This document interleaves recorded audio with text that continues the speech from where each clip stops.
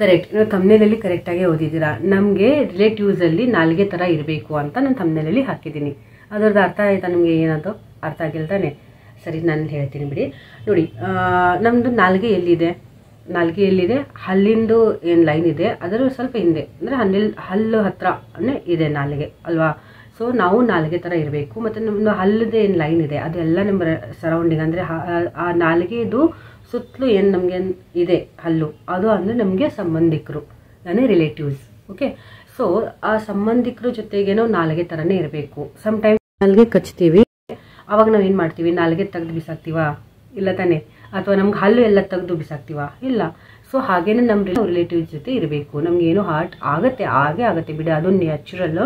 So ಆದ್ರೂ ನಾವು ನಾಲ್ಗೆಗೆ ತೆಗೆದು ಬಿಸಾಕಲ್ಲ, ಅಂದರೆ ನಾವು ನಾಲ್ಗೆ. ಸೊ ನಾವು ಅವರಿಂದ ದೂರ ಆಗಬಾರ್ದು ಅಥವಾ ಅವ್ರಿಗೆ ದೂರ ತಳ್ಳಬಾರ್ದು, ನಮ್ಮ ಲೈಫಿಂದ ಅವ್ರಿಗೆ ದೂರ ತಳ್ಳಬಾರ್ದು. ಸೊ ನಾನು ಏನು ಹೇಳ್ತಾ ಇದ್ದೀನಿ ಅಂದರೆ, ಹಲ್ಲು ಅಂದರೆ ಒಂದು ರಿಲೇಟಿವ್ಸ್ ಇದ್ದಾರೆ, ನಾಲ್ಗೆ ಅಂದರೆ ನಾವಿದ್ದೀವಿ. ಅದು ಒಂದು ಪ್ರಾಬ್ಲಮ್ ಆಗುತ್ತೆ. ಅವಾಗ ನಾವು ಏನು ಮಾಡ್ತೀವಿ? ಒಂದು ಸಮ್ ಟೈಮ್ ಪ್ರಾಬ್ಲಮ್ ಆದರೂ ನೆಕ್ಸ್ಟ್ ಟೈಮ್ನು ಸ್ವಲ್ಪ ಕೇರ್ಫುಲ್ಲಾಗೆ ಬೈಟ್ ಮಾಡ್ತೀವಿ. ಏನು ಅಂದರೆ ನಾಲ್ಗೆ ಹಲ್ಲಿನ ಕೆಳಗಡೆ ಹೋಗಿ ಸಿಕ್ಕಾಕೊಂಡು ಹಾರ್ಟ್ ಆದಮೇಲೆ ನೆಕ್ಸ್ಟ್ ಟೈಮ್ ಸ್ವಲ್ಪ ಕೇರ್ಫುಲ್ಲಾಗೆ ಬೈಟ್ ಮಾಡ್ತೀವಿ.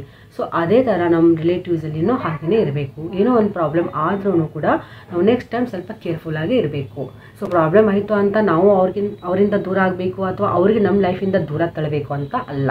ಸೊ ನನಗೇನು ಅನ್ಸುತ್ತೆ ಗೊತ್ತಾ? ಫಸ್ಟ್ ನಾವು ನಾಲ್ಗೆ ಆದಮೇಲೆ ಹಲ್ಲಾದ್ಮೇಲೆ ಲಿಪ್ಸ್ ಏನಿದೆ, ತುಟಿಗಳು ಏನಿದೆ, ಅದು ನಮಗೆ ಫ್ರೆಂಡ್ ಸರ್ಕಲ್ ಥರ ಇರುತ್ತೆ. ಓಕೆನಾ? ನೋಡಿ, ಲಿಪ್ಸ್ ಇಲ್ಲ ಅಂದರೆ ನಮ್ಗೆ ಹಲ್ಲಿನ ಮೇಲೆ ಧೂಳು ಬಂದು ಕುತ್ಕೊಳ್ಳುತ್ತೆ, ಬಾಯಿ ಒಳಗಡೆ ಧೂಳು ಹೋಗುತ್ತೆ. ಈ ಲಿಪ್ಸ್ ಅದಕ್ಕೆ ನಮಗೆ ಪ್ರೊಟೆಕ್ಟ್ ಮಾಡುತ್ತಾ? ಅದೇ ಥರ ನಮ್ಮ ಫ್ರೆಂಡ್ ಸರ್ಕಲ್ನು ನಮಗೆ ಪ್ರೊಟೆಕ್ಟ್ ಮಾಡ್ತಾರೆ. ನಮ್ಮ ರಿಲೇಟಿವ್ಸಲ್ಲಿ ಏನೋ ಪ್ರಾಬ್ಲಮ್ ಆದ್ರೂ ಅವ್ರು ಸಾಲ್ವ್ ಮಾಡಕ್ಕೆ ಬರ್ತಾರೆ. ಆದ್ರೂ ಅವ್ರಿಗೆ ಸಾಲ್ವ್ ಮಾಡೋಕ್ಕೆ ಆಗಿಲ್ಲ ಅಂದ್ರೆ ಏನೋ ಒಂದು ಸಜೆಷನ್ ಕೊಡ್ತಾರೆ. ಸೊ ಆ ಥರ ನಮಗೆ ಲಿಪ್ಸ್ ಅಂದರೆ ನಮ್ಮ ಫ್ರೆಂಡ್ ಸರ್ಕಲ್ ಥರ ಇದೆ ಅಂತ ನನಗೆ ಅನ್ಸುತ್ತೆ. ಫ್ರೆಂಡ್ಸ್ಗಿಂತ ಮೊದಲು ನಮ್ಮ ರಿಲೇಟಿವ್ಸ್ಗೆ ಸ್ವಲ್ಪ ಇರುತ್ತೆ. ಏನೋ ಫ್ಯಾಮಿಲಿ ಪ್ರಾಬ್ಲಮ್ ಆದರೆ ಅವರಿಗೆ ಕರೆಸಿ ಎಲ್ಲ ಪ್ರಾಬ್ಲಮ್ ಸಾಲ್ವ್ ಮಾಡೋದು ನೋಡ್ತೀವಿ. ಅದಾದಮೇಲೆ ಫ್ರೆಂಡ್ ಸರ್ಕಲ್ ಕಡೆ ಹೋಗ್ತೀವಿ. ಸರಿನಾ? ಸೊ ಅದೇ ಥರ ಇದು ಸ್ಟೆಪ್ಸ್ ನಾನು ಹೇಳ್ತಾ ಇರೋದು. ಅದು ಓಕೆ, ನಾಲ್ಗಿದ ಕೆಲಸ ಏನಿದೆ ಅದು ಮಾತಾಡೋದು ಮತ್ತು ಟೆಸ್ಟ್ ನೋಡೋದು, ಹಲ್ಲಿಂದ ಕೆಲಸ ಇದೆ ಬೈಟ್ ಮಾಡೋದು, ಅದು ಓಕೆ.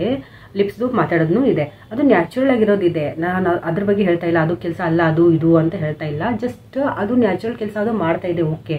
ಬಟ್ ನಾನು ಈ ರಿಲೇಷನ್ ಹೇಗಿರುತ್ತೆ, ನಾವು ಹೇಗಿರಬೇಕು ಅಂದರೆ ಫ್ರೆಂಡ್ ಸರ್ಕಲ್, ರಿಲೇಟಿವ್ಸ್ ಆ್ಯಂಡ್ ನಾವು, ಇದು ಮೂರು ಹೇಗಿರುತ್ತೆ, ಒಂದಕ್ಕೊಂದು ಹೇಗೆ ಸಂಬಂಧಪಟ್ಟಿರೋದು ಅಂತ ನಾನು ಇದು ಎಕ್ಸಾಂಪಲ್ ಕೊಟ್ಟಿದ್ದೀನಿ. ನಾಲ್ಗೆ ಅಂದರೆ ನಾವು, ಹಲ್ಲು ಅಂದರೆ ರಿಲೇಟಿವ್ಸ್, ಲಿಪ್ಸ್ ಅಂದರೆ ಫ್ರೆಂಡ್ ಸರ್ಕಲ್. ಸೊ ಇವು ಮೂರು ಬೇಕು ನಮಗೆ. ಮೂರು ಒಬ್ರಿಗೊಬ್ರಿಗೆ ಬೇಕು, ಸಹಾಯ ಬೇಕು, ಒಬ್ರಿಗೊಬ್ರಿಗೆ ರಿಲೇಟೆಡ್ ಇದೆ. ಒಂದೂ ಇಲ್ಲ ಅಂದರೆ ನಮ್ಗೆ ಆಗಲ್ಲ. ಅದೇ ಥರ ನಾವು ನಮ್ಮ ಲೈಫಲ್ಲಿನೂ ಎಲ್ಲರೂ ಜೊತೆಗೆ ಚೆನ್ನಾಗಿ ಇಟ್ಕೊಂಡು ಇರಬೇಕು.